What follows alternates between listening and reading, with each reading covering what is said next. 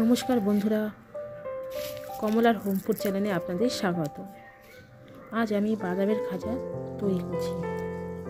বাদামের খাজা তৈরি করতে লাগছে বাদাম আর গুড়। বাদামটা আমি বেছে নিয়েছি। এবার একটা কড়াইতে সেটা জল দিয়ে তার মধ্যে গুড়টা দিয়ে দিচ্ছি। এরপর গুড়টা দেওয়ার পরে আমি খুন্তি দিয়ে গুড়টাকে ভালো করে নেড়ে নেড়ে গুলে নিচ্ছি। গুড়টাকে আমি ততক্ষণ নাড়বো যতক্ষণ না এটা একদম গুলে আঠা আঠা হয়ে যায়। দেখুন পুরো গুড়টা আঠা আঠা হয়ে গেছে। এরপর আমি হাত দিয়ে দেখে নিচ্ছি।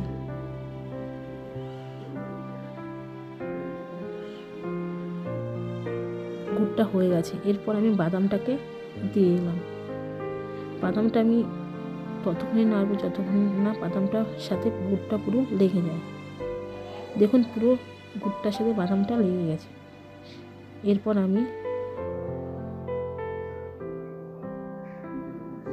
গুড়টাকে পুরো চিতগুড়ের মতন বানাবো।